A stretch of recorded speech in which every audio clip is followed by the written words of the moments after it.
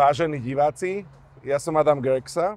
Sedíme tu pod domom svätého Martina v Starom meste v Bratislave a dneska sa budeme baviť o elitnom, kultovom, pre mňa najlepšom vinnom bare v meste, a to je Nuda bar, a budeme sa o ňom baviť s jeho dušou, Rasťom. Rasťo, vítaj.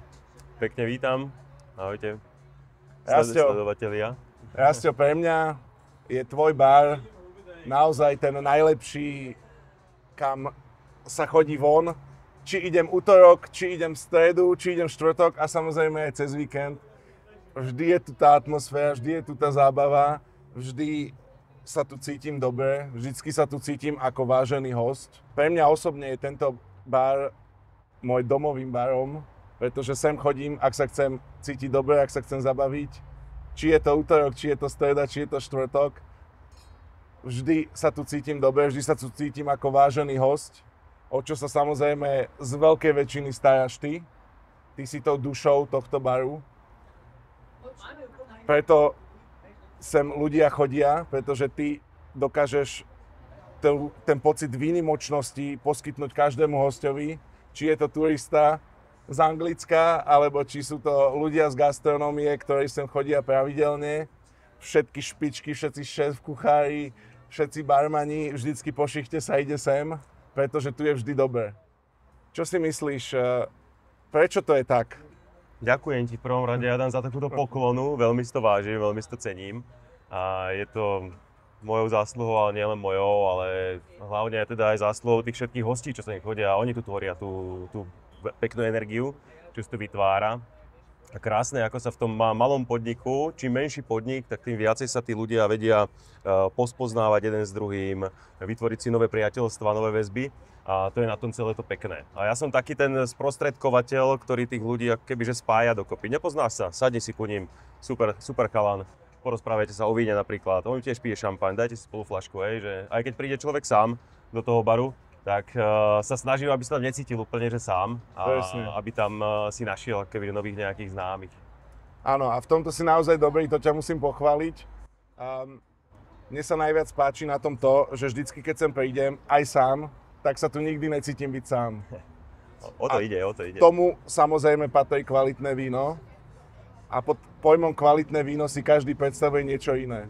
Čo je pre teba kvalitné, dobré víno?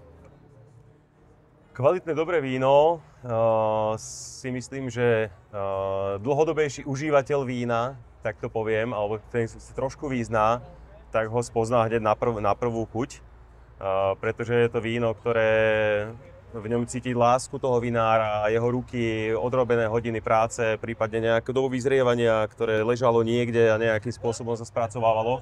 A čím dlhšie sa tomu vínu dá energie od toho vinára, od toho vinohradu a podobne, tak tým to víno je kvalitnejšie za mňa. Nemusí byť drahé, ale pokiaľ je poctivo spracované, teda my sa skôr špecifikujeme na biodynamicky spracovávané vína, či už to teda biodynamicky obrábaný vinič, ale zároveň aj tie postupy, aby boli nízkozásahové, čo najnižšie.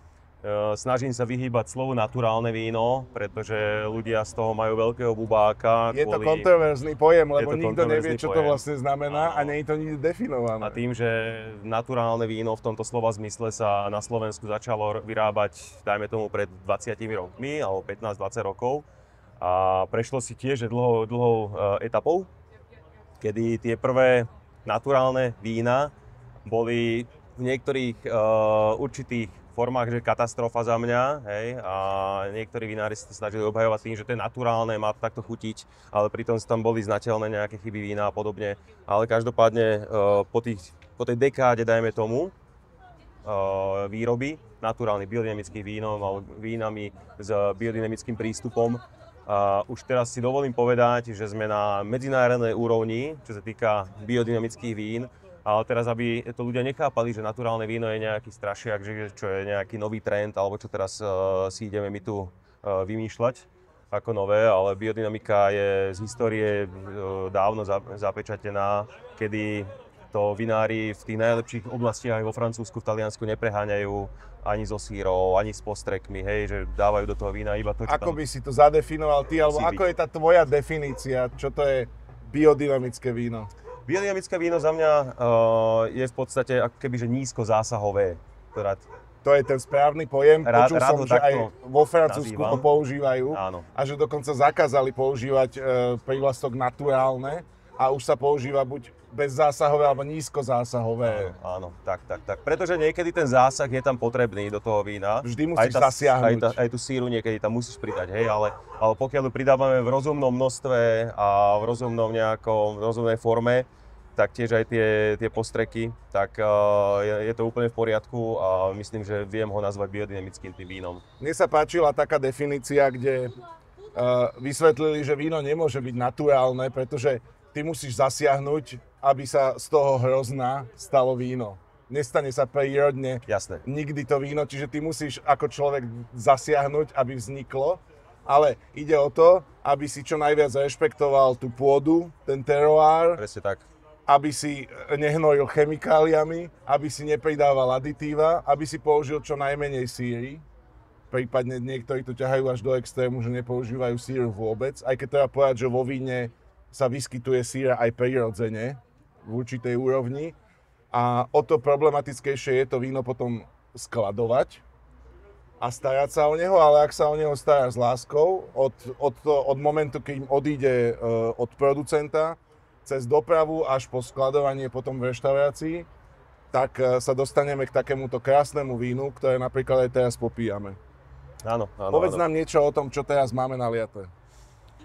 No, my teda okrem toho, alebo v rámci tej špecifikácie Nudabaru, že sa špecializujeme na biodynamické vína, a teda konkrétnejšie najviac sa fokusujeme na bubliny, in general, celkovo. Champagne. A teda sme veľkí fanúšikovia samozrejme šampaň, čo je ako kebyže král šumivých vín, dá sa povedať. Ale tiež ako keby u nás nehľadajte nejaké komerčné značky, ktoré poznáte z každej strany. Ale skôr tu máme tých menších producentov, ktorí to tiež robia poctivo veľakrát. Je to, že 7., 8., 10. generácia jednej rodiny. Čiže takzvané grower champagne? Dá sa povedať grower champagne, alebo áno. Takzvané remeselné šampáne. Remeselné, grower champagne. Je na to rôzne výrazy. Treba povedať, čo to je vlastne grower champagne? No, grower champagne je tiež ako keby šampaň, ktorý sa vyrába z vlastných vinohradov, v menšej kapacite, ako keby sám ten vinár, sám tá hlava toho podniku si to víno aj vyrába. Pretože treba vysvetliť, že v Champagne toto vôbec nie je prax a skôr je to výnimka a viac ako 90% produkcie Champagne tie vinné domy kupujú hrozno alebo mušt a namiešavajú si ho podľa seba, podľa blendu a zmiešavajú sa rôzne teroáre, rôzne ročníky a výsledok je vždycky identický. Prepáč, ale tuto sa tiež snažím, akože nie len iba v rámci Champagne, ale aj celkovo v rámci vína, ktoré tu vyberám do Nudabaru, tak sa snažím, aby tí vinári mali vlastné vinohrady, lebo tie vlastné vinohrady sa človek stará najlepšie, aj keď sú určité výnimky tých naturálnych vinárov, ktorí nemajú také kapacity a kupujú hrozno, ale to, čo kupujú hrozno, tak je to od nejakého kamaráta, ktorého dobre poznajú a vedia, že ako ten vinič je, čo do toho viniču dáva a presne sleduje počas celého roka proces rastu toho hrozna na viniči. Takže tiež to má nejakým spôsobom pod kontrolou, aj keď to nie je úplne jeho. Čo to máme konkrétne? Povedz nám, prosím. Teraz konkrétne tu máme taký náš favorit, už nejakú dobu tu s nami žije dennodenne. Je to malý producent La Herte Freres, čo je v podstate krásne šampáň, tiež biodynamické, z rodinného vinárstva a máme Ultradition, čo je v podstate ich taká základná rada. Šampáň pozostáva zo 60% Pinot Meunier, 30% je tam Chardonnay, 10% Pinot Noir a za mňa toto šampáň je v rámci ceny, ktorú tu máme a kvality je že bezkonkurenčná a veľmi rád ho ponúkam všetkým ľuďom, ktorí majú radi, že dobré šampáň alebo celkovo, že dobré šumivé vína. Toto môžem potvrdiť, je naozaj... Je komplexné, má všetko, čo potrebuješ v ňom cítiť. Ak je to extra brut, nemá príliš veľa cukru, má iba nejaké 3 gramy cukru, takže ten cukor tam nepreráža. Čiže extra brut je cukornatosť, úroveň cukornatosti. Ja som zachytil, že to je taký trend dneska v Champagne, že to je to, po čom ľudia idú. Môže byť. To je tá druhá najsuchšia cukornatosť? Druhá Hovorím najsuchšia. dobre. Pod ním je už len bez pridania dozáže, bez pridania cukru. Brut Natur. A to som vyskúšal, niekedy vyjde, ale niekedy je to také, že až bone dry, hovoria v Anglicku, že až moc suché. To je dobrý názov. A kdežto opačne, Brut tradične je pre mňa už moc sladký. Áno. Takže Extra Brut je ten level, po ktorom vždycky idem aj ja a musím uznať, že toto Champagne je naozaj výnimočné. Tá komplexnosť chutí, ja si myslím, že hlavne ten Pinot Meunier to tam dodáva, taký ten punc kvality a naozaj je to jedno z najlepších Champagne, čo som kedy pil. Hej. No to Champagne je veľmi, veľmi príjemné. Ako vravím, že chutí aj človeku, čo má rád Prosecco, chutí aj človeku, čo má rád suché šampaň. Tak. Prosím ťa, keď niekto si sadne k tebe do podniku so svojou slečnou, 20 niečo ročný pár a povedia, že oni pijú Prosecco, čo im na to povieš? No v prvom rade im poviem to, že bohužiaľ Prosecco nemáme, pretože ja nie som úplne fanúšik Prosecca. Za mňa Prosecco mi príde veľmi také jednoduché, veľmi metalové chute, veľmi jednoduché. Sladké. Sladké nemusí byť, akože Prosecca sú tiež Brut Natur a Extra Brut, ale väčšinou sa predáva ako Brut. Čo je paradoxne, Prosecco je najpredávanejší, možno najpredávanejší, minimálne šumivé víno na svete, ale možno aj celkovo víno na svete. Hej, že zožali veľký úspech a bol to veľký trend. Asi súčasne sa ten trend aj ťahá. Čo ako keby ja sa tiež snažím trošku tých ľudí edukovať, že keď si niekto vypýta pohár Prosecca, tak poviem, že bohužiaľ Prosecco nemáme, ale vyskúšajte niečo za mňa lepšie. A tým niečím lepším, tam máme, keďže sa špecializujeme na bubliny, tak tam máme veľa možností dať si niečo dobré, šumivé. Takže buď to španielskú kávu, čo je všetko robené sekundárnou fermentáciou, alebo kremant, alebo slovenský sekt, alebo nejaký rakúsky sekt, alebo potom šampeň. Samozrejme, tam je už otázka ceny. Je to aj otázka ceny, áno, ale presne som chcel povedať, že káva. Ale napríklad káva je niečo, čo vždycky doporučím. V rámci ceny ekvivalentovo ku Proseccu cenovo, že určite podobné. A kvalitatívne úplne inde. A v rámci chutí áno. Za mňa úplne iné. Samozrejme, ja nechcem odsudzovať a rozumiem aj tým ľuďom, ktorí chcú niečo veľmi ľahké, svieže, osviežujúce. A to Prosecco presne také je. Že veľmi ľahké, jednoduché, ovocné, že niekto to má rád. Tak aj kvôli tomu som vybral jednu značku zo Španielska, Parato. Tiež také ekologické pestovanie v rámci Penedès v Španielsku, čo je káva, ktorá je veľmi ľahučká, veľmi svieža. Tá sekundárna fermentácia je to veľmi jemne cítiť, dozrieva na sekundárnej fermentácii iba nejakých 18 mesiacov, takže nie je to, že nejaké moc premliečené. Je to delikatesa, je to ľahký, krásny ale drink. Je to v podstate ľahké, ale je tam cítiť presne tú robotu v tom, že to zrelo niekde 18 mesiacov v nejakých fľašiach. Vo fľaši, presne. Niekde pretože treba povedať, že Prosecco vo fľašiach nezreje. Zreje vo veľkých tankových sudoch a tým pádom tá kvalita toho nápoja klesá. Hej, to je práve čo ďalšia veľká vec u Prosecca, ja to stále vidím, jakmile niekto kúpi fľašu Prosecca, tak je to extra dry. A to keď si preložíme, znamená extra suché, ale samozrejme... To úplne rozumiem. Ty vieš, že extra dry znamená polosladké. A ja väčšinou, keď sa stretnem s fľašou Prosecca, tak je to extra dry. A ja vždycky tým ľuďom hovorím, že Pane Bože, vieš, že tam máš 25 gramov cukru v tej fľaši?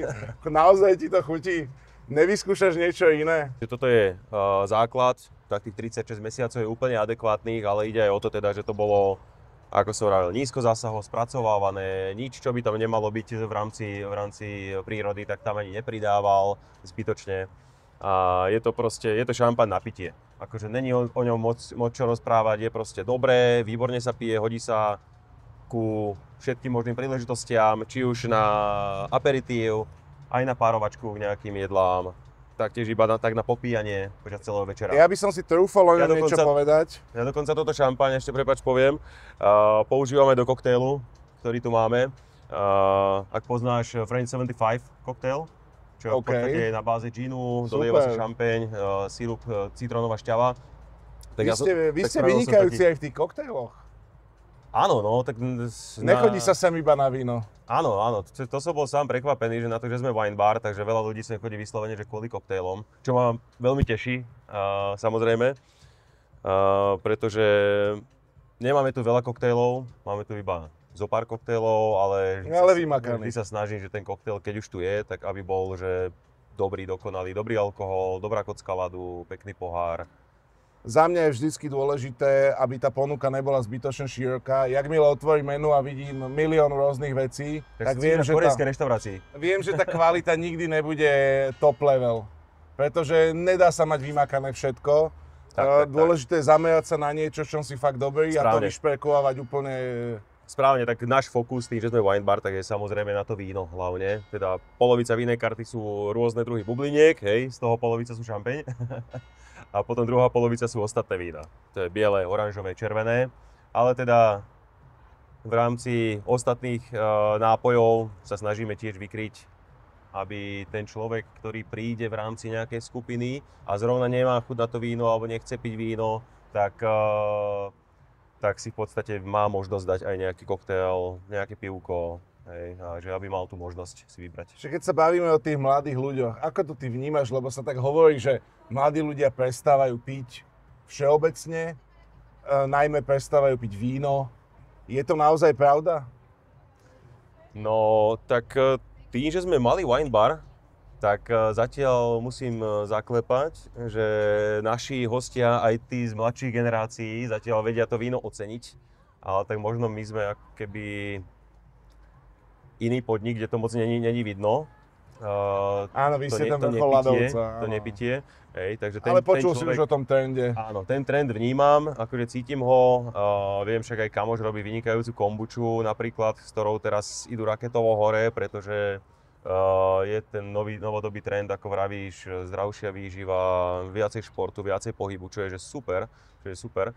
A možno keby sa to dostane do takej úrovni, že tí mladí budú piť menej a kvalitnejšie veci, tak to by bol podľa mňa úplne, že to by bol vrchol ľadovca. A na to tu presne sme, aby sme ukázali nielen mladým, ale všetkým ľuďom, že alkohol si treba vychutnávať, že si treba nájsť tie najkvalitnejšie značky, že si treba nájsť to, čo ma naozaj baví, proste tie gurmánske veci. Netreba si dať 6 gin tonikov, dajte si jednu fľašu šampaň, naučte sa to vychutnávať zo správneho pohára, s nádhernou arómou a naučte si vychutnať každý ten glk, pretože o tom to je. To je proste tá radosť zo života. Lenže dneska tí mladí, OK, menej pijú, ale čo to potom znamená? Nikam nechodia. Sedia doma za počítačovými hrami. Včera som sa rozprával s jednou mladou babou, hovorí, počúvaj, ja už sa nemám ani kde zoznámiť, lebo tí mladí nikam nechodia. Oni proste sedia doma, sú na internete, hrajú hry a proste dneska priemerný 20-ročný človek už nejde ani von, lebo to už sa akože nechodí, už to není dobré, to není zdravé, chodiť von piť, hej. Tak radšej sedia doma, no ale je to to, čo spoločnosť chce, ja neviem. Je to ten správny smer, lebo chceš, nakoniec si myslím, že aj spoločenský život a tá socializácia prispieva k tomu celkovému, ako keby životnému štýlu, k tomu vibu, k tej radosti zo života. To, že budeš sedieť doma a budeš super zdravý a budeš piť smoothiky celý deň, tak z toho radosť mať nebudeš na konci dňa. Tak tuto sa bavíme trošku o inej téme, úplne už celkovo spoločenskej téme. Už nie iba o tom pití, nepití, ale celkovo o tom svete mladých, ako keď sme boli my mladí a chodili sme na korčuliach a na bicykloch a podobne, tak teraz sú tí mladí viacej za tým počítačom a všetko ide viacej do toho online. Veď to vidíme v každej sfére, nielen v rámci akože vína a barov, ale aj v rámci športu, aj v rámci všetkého, hej, že vidíme, že skôr všetko sa rieši aj v rámci spoločnosti a fungovania spoločnosti, všetko viacej ide do toho online a viacej ľudia trávia čas doma a pri počítači ako niekde vonku. A možno by im občas prospelo vybehnúť von medzi ľudí, že? A dať si fľašu dobrého vína. Kto musí dať fľašu dobrého vína, kľudne aj s 3 kamarátmi. Presne tak, nie je cieľ, aby sa pilo veľa a každý deň, ale aby si to vedeli aj oceniť aspoň raz za čas a vybehli si dali si niečo dobré, nie je to iba o víne, ale k tomu vínu samozrejme patrí dobré jedlo, dobrá spoločnosť, to je život. Presne. A o tom to je. Treba si to vedieť vychutnávať. Ja mám taký pocit, že tí mladí ľudia už ako keby zabudli si užívať ten život. Že idú iba za tým zdravím, za to kariérou, ale vieš si predstaviť vôbec život bez sociálneho života? No ja ani ty nie. Že tvoj sociálny život spočíva iba v Instagrame a vo Facebooku, ja teda nie. Ja by som umrel. Ja by som minimálne spoločensky umrel. No. Čiže Rastio, čo si pre nás ďalšie pripravil? No ďalšie víno, keďže už sa trošku ochladieva a už začína byť trošku zimno večer, tak by som otvoril niečo červené.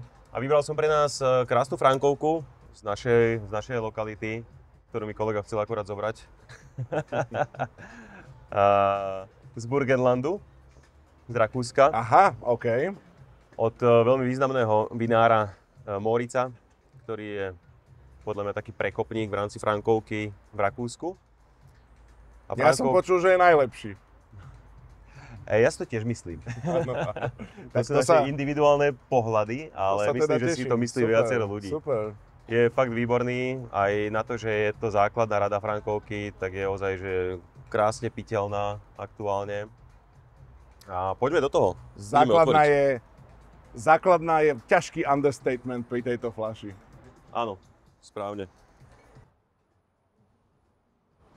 Takže frankovka od našich susedov z Burgenlandu, z Rakúska, neďaleko za hranicami. Teda ako som vravel, podľa mňa jeden z top producentov v rámci frankovky v našej zemepisnej šírke. A teda aj napriek tomu, že je to základná rada od neho, tak tá frankovka je naozaj úžasná. Som nadšený, že už druhýkrát tento týždeň môžem tohto Morica piť. A som zvedavý, aký bude tento. Na zdravie. Na zdravie, Adamko. Na život. Som rád, že si vieme takto posedieť a pokecať o dobrom víne. Tak my vždycky. O tom to je. Ty už si tu viac ako 4 roky, že? No my už ťaháme 5. rok v tomto malom priestore. To je úctihodné na tejto mini gastroscéne, čo na Slovensku máme. Že vám to stále funguje a stále plno. Klobúk dole. Majú sa ostatní čo učiť.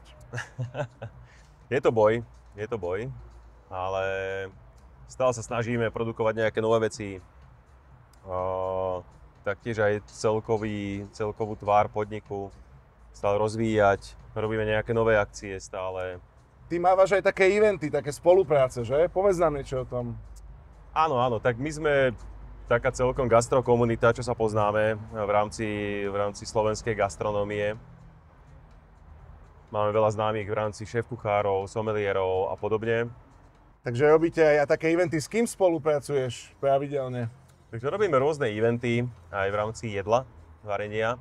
A hlavne teda spolupracujeme s za mňa najlepším šéfkuchárom na Slovensku, Peťo Slačka. Peťo, ahoj. Peťo, si tam. Za mňa ozaj, pretože ten človek príde vždy pripravený, presne vie, čo robí, má všetko krásne nachystané, tie jedlá sú vychutené do iných galaxií a je veľmi inovatívny. Je to talent. Je veľmi inovatívny a vie zjednoduché. Presne, že talent je človek, ktorý z jednoduchej suroviny vie spraviť fantastické jedlo. To je za mňa, že top. Áno. A ešte koho si tu mal? Na začiatku sme spolupracovali aj s Lukášom Heskom, napríklad tu mal nejakú akciu. To je Irin, že? Áno. Tiež to budúca Michelin, uvidíme. Uvidíme. Dúfajme, že áno. Zachytil si, že prídu inšpektori. Áno, zachytil som. V lete by malo byť vyhodnotenie. Tak sme všetci zvedaví, ktoré gastroprevádzky dostanú toto najvyššie ocenenie. Uvidíme. Veľmi zvedaví, no. A hlavne Lukáš Hesko sa podielal tiež časti aj na Nudabare na začiatku, takže nám veľmi pomáhal aj v rámci nastavenia surovín, nastavenia nejakých dodávok. Aj prvé snackové menu v podstate je jeho podiel. Vy tu vlastne robíte také snečíky trošku, že? Že to nie je taká úplne plná kuchyňa, ale ja musím uznať za seba, že všetko, čo som tu u vás jedol, tak bolo vynikajúce. Hej. Čiže čo napríklad, tacos? No, tak ako je možno vidieť aj na kamere, že kuchyňu by sme tu darmo hľadali. Takže kuchyňu žiadnu tu nemáme, žiadne konvektomaty, ani žiadne nejaké veľké chladničky a prípravovne. Ale máme iba jeden malý food bar, kde sa všetko deje, kde sa všetko produkuje. Takže snažíme sa z toho minima vyťažiť ako kebyže maximum. A teda máme vždy nejaký dobrý chlebík, v našom prípade teda focaccia, ktorú máme od začiatku, focaccia naša každodenná. A ku nej teda rôzne snacky. Burrata. Ako napríklad burrata, máme tam nejaké pastrámy, alna štýl carpaccia, sezónne veci, ako špargla teraz nám začína napríklad. Takže tu robíme s nejakým balzamikom, parmezánom, oriešky. Je pravda, že odtiaľto hladný nikdy neodídeš. Tak, to je cieľ. Pretože k dobrému vínu to dobré jedlo ako keby patrí. Proste patrí, to je jasné. A ja by som rád povedal niečo k tomu Blaufränkišu. Ja si ho vychutnávam, jak rozprávaš, ale to je zázrak. Tie vône, to ovocie, tie černice, tie rybezle, tá čistota, tá komplexnosť, tá ako keby purita, hej, to je niečo nádherné. A aj v tej chuti, ako si spomínal, toto je síce základné víno, ale to je v zásade urážka toho vína. Ho opísať ako základné, pretože koľkokrát tie najlepšie slovenské vína sa ani nechytajú na túto komplexnosť, na tú úroveň tej komplexnosti, ktoré toto víno má. A hlavne je charakterové, odrodové to víno. Áno, toto je. Keď si predstavíš Frankovku modrú ako odrodu, Blaufränkisch. Presne to vie cítiť to, čo tam má byť. Tá jemná animalita, nejaké bylinky, fialky. A o to krajšie je, že je to vlastne v inoxe. Toto víno sa nerobí v dreve. Hej. A o to čistejšie cítiš to ovocie. Ja každému odporúčam vždycky začať s niečím takýmto, aby človek pochopil plne tie chute ovocné, to, čo tam má byť v tom hrozne, to, čo tam má cítiť a až potom treba prejsť na tie komplexnejšie veci, kde už je to drevo cítiť, kde sú tie barikové súdy, lebo tuto naozaj, z tohto sa dá učiť, ako má byť dobré víno, ako má chutiť dobré víno. Toto je referencia. Tak správne.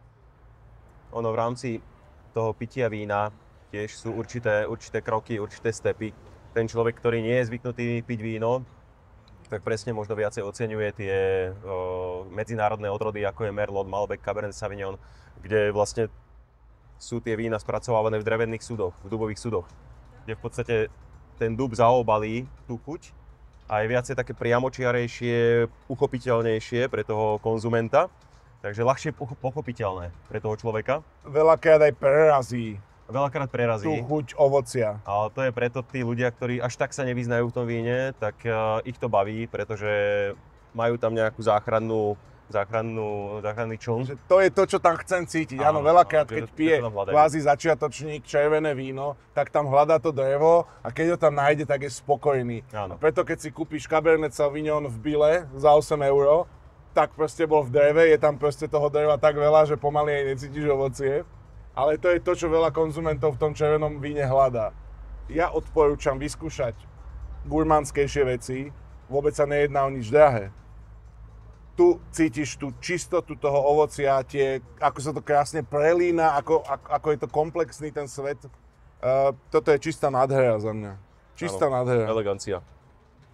A to sú presne odrody, ktorým svedčí drevo, ktorým nesvedčí drevo. Frankovka, Pinot Noir, Svetovavrinecké sú odrody, ktoré to drevo úplne nepotrebujú, hej, v rámci výroby, alebo teda ani skladovania.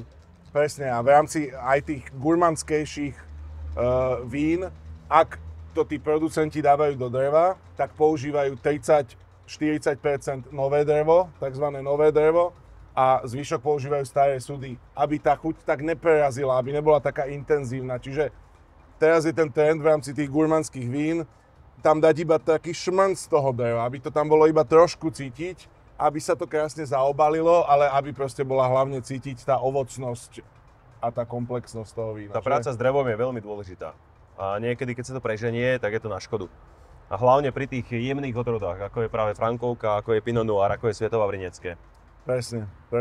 Keď behám po tých svetových výstavách, tie top vína majú vždycky 10, 20, 30% max. Jakmile mi niekto povie, že má 100% nové drevo znamená, že ten súd je úplne nový a najviac tej chuti pustí do toho vína. Staré znamená, že bol viackrát použitý a už veľmi len jemne púšťa to drevo. Oveľa tak zaoblenejšie je tá drevená chuť. A všetci tí top producenti používajú 30-40%. Jakmile mi niekto povie, že 100%, viem, že to není to víno, ktoré hľadám.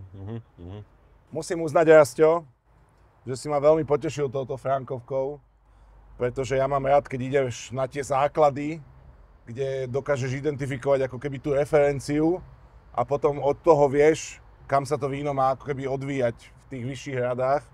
A toto je jedno z najlepších základných vín, čo poznám, naozaj. Pecka. To je hlavne na tomto pekné, že aj v dostupnej cene si vieš vychutnať akože krásne spracované, elegantné, pekné víno.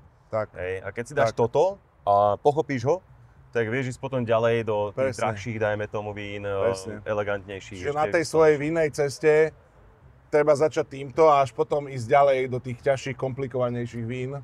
Vždy tá postupnosť je tam dôležite zachovaná, lebo ak začneš preskakovať tie levely, tak tie komplikovanejšie vína proste nepochopíš. Presne tak. Akože to sa aj v rámci všetkých hostí v Nude, keď niekto príde, aj sa môže vyznať, alebo sa nevyzná až tak, alebo whatever. Niekedy nad tým nechcú ľudia ani rozmýšľať, lebo sa rozprávajú. Ale snažíš sa identifikovať, že kde on je na tej vinnej ceste svojej, že? Stačí, keď ten host dá nejakú 1, 2, 3 indície, že OK, chcem toto a poviem, že dobre, nechajte to na mňa. Začíname týmto. Pokiaľ sú v poriadku s tou price range, to je akože základné si identifikovať, že či sme OK v rámci ceny, v rámci budžetu. Ale potom už im viem nastaviť, aby si ten večer užili tak, ako si ho majú užiť. Hej? Áno. Že začíname nejakými bublinami, potom prejdeme do nejakých ľahkých bielých. Dáme napríklad niečo biele, ale v súde ďalšie víno. Keď je partia 6 ľudí, tak je to ideálne. Tak je to po pohárku. Pretože presne, že po pohárku si vieš vychutnať viacero fliaš a za ten večer vieš ochutnať, že 5 nádherných vín. Áno, áno. A ty Niederösterreich vnímaš ako niečo lokálne v rámci Bratislavy? Lebo nie je to také kontroverzné, je to v inej krajine, ale predsa len je to 40 km od nás. A dneska sa dbá na to, že byť lokálny je nie? Áno, tak určite to vnímam ako blízkych susedov. Je to tu, aktuálne. Je to takisto ďaleko ako Modra od Bratislavy, áno. Tak, no. A dokonca kedysi sme boli jedna ríša, hej? Rakúsko-Uhorská ríša. Takže v podstate sme boli. Toto územie je naše. Slovinsko, Rakúsko, Slovensko, Morava. Hej? Že máme podobné odrody, ktoré pochádzajú z tejto oblasti.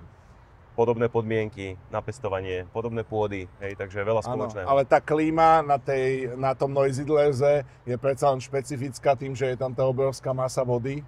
Áno. A dokáže tam vytvoriť, za mňa sú to najlepšie podmienky na tieto Frankovky. Áno, tomu dodávajú aj tú sviežosť. A potvrdzujú to aj medzinárodné ratingy, ktoré tvrdia o Blaufränkišoch z Neusiedlerse 96, 97, 98. Hlavne Moritz už dlhodobo to potvrdzuje. A hlavne Moritz, áno. Moritz 80% svojich vín vyváža mimo Rakúska, väčšinou do Micheliniek. A vlastne potiahol celý región. On je taká legenda, že ono to není len, že to jeho víno je dobré, ale on počas tých svojich 20 rokoch potiahol celý región ďalej, pretože to víno na začiatku sa predávalo, priemerná cena bola 3-4 eurá a za tých 20 rokov tam vzniklo kopec jeho študentov, žiakov, ktorí sa naučili, ako robiť akostné víno v danom regióne, odkúkali od neho, urobili svoje značky a dneska máš 10-20 producentov v Neusiedlerse, ktoré predávajú vína za 50, 60, 100, 150 eur fľašu. No. Áno. Takže toto mu treba uznať, že on vlastne jeden z takých priekopníkov. Celý ten región posunul na vyššiu úroveň. Ale zároveň sa dostávame aj k tej biodynamike, že tiež aj v rámci tohto je celkom taký jeden z prvých v oblasti, že začal používať tieto trendy biodynamické a čo najmenej používaných chemikálií a čo najmenej vstupov chemických do toho procesu a do vína. Takže za to tiež uznanie. Rastio, na Morica. A chcem sa spýtať, k takémuto vínku, čo by si doporučil na jedenie? Čo by si nám ponúkol? Z našej ponuky. Áno. No z našej ponuky. Už sme trošku vyhľadoveli, vieš? Už je trošku zimka, vyhľadoveli sme. Áno, a k takémuto červenému peknému vínu by som určite odporúčal napríklad naše tacos. s trhaným hovedzím mäskom, fazulka, domáca zemiaková lokča, ktorú robí moja mamka. To vážne? To som aj To je radošínska receptúra. OK. Trošku japonské majonézky. Takže trhané hovädzie. Dáme si po jednom. Trhané hovädzie a Blaufränkisch, za mňa ideálny wine pairing. S týmto sa rozlúčim aj s divákmi, pretože my si to už zjeme v súkromí a dopijeme v kľude. A tešíme sa na ďalšie diely. Dúfam, že sa k nám pripojíte. Kliknite na subscribe, kliknite na like, pretože ideme len hore, začíname a budete veľmi prekvapení, kam pôjdeme ďalej. Adam, ďakujem za rozhovor. A poslucháči, vidíme sa možno next time.